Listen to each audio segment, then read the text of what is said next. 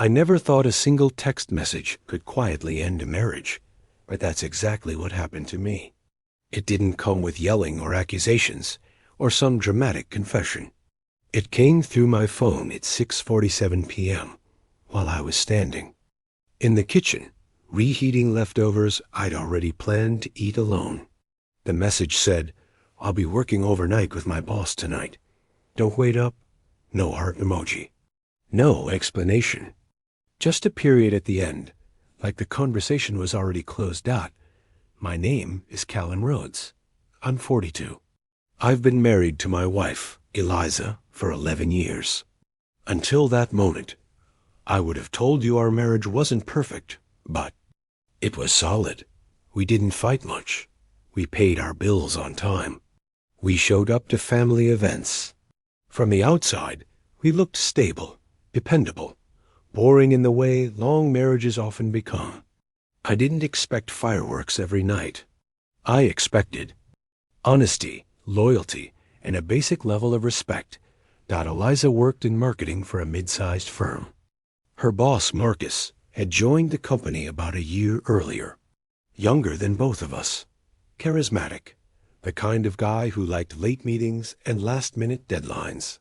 At first, I didn't think much of it. I trusted my wife.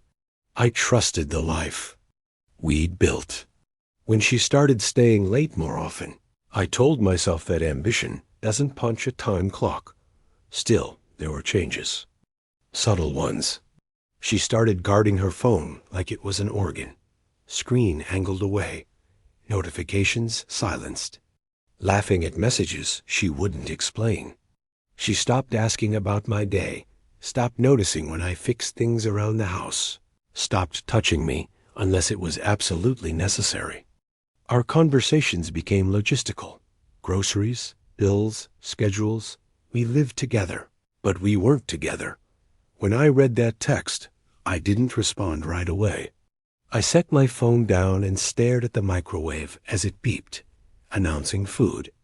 I suddenly had no appetite for working overnight with her boss. Not a team, not a client. Just him. And the casual way she told me not to wait up felt less like information and more like instruction. I replied 5 minutes later. Okay, drive safe. That was it. No questions. No accusations. If she was going to lie, I wasn't going to help. Her practice. The house felt different that night. Quieter. Like it knew something I didn't want to say out loud yet. I ate standing up. Washed my plate. Sat on the couch with the lights off. Around 10, I checked her location. It was disabled. That was new. I didn't feel anger then. Just a heavy sinking certainty settling into my chest. I went to bed alone and slept more than I had in weeks. Not because I was calm, but because my mind had finally stopped arguing with itself. When she came home the next morning, just after 7, I was already dressed, drinking coffee at the table. She froze when she saw me, like she hadn't expected me to be real. "You're up early," she said. "So are you?" I replied. She smelled like unfamiliar cologne. Her hair was slightly damp, like she'd rushed through a shower that wasn't ours. She didn't meet my eyes. She grabbed a glass of water and leaned against the counter. "Long night?" I asked. She nodded. Exhausting. I didn't push. I didn't need to. The truth was already doing enough damage on its own. Later that day, while she slept, I checked our phone bill.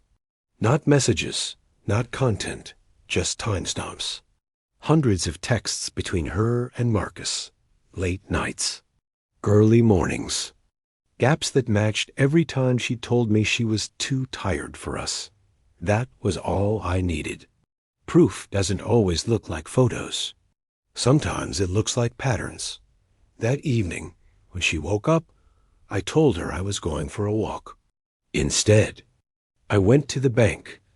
I opened a new account in my name only. Redirected my paycheck.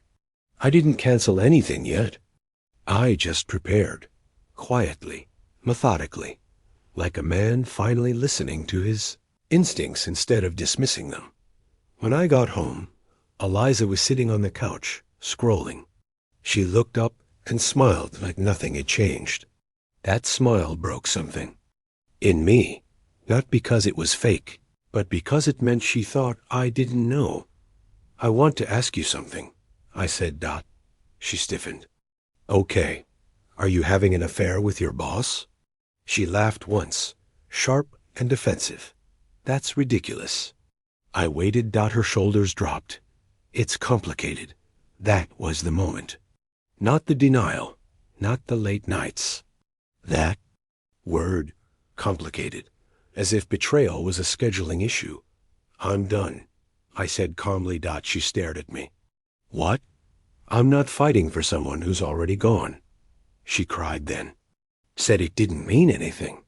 Sighed she was confused. Sighed I was overreacting. I didn't raise my voice. I didn't argue. I stood up, walked to the bedroom, packed a bag, and left. I'm staying with a friend now. The silence is different here. It doesn't feel heavy. It feels honest. I didn't leave because of a text. I left because that text confirmed what her actions had been saying for months. I didn't lose my marriage overnight. I just finally stopped pretending it was still alive.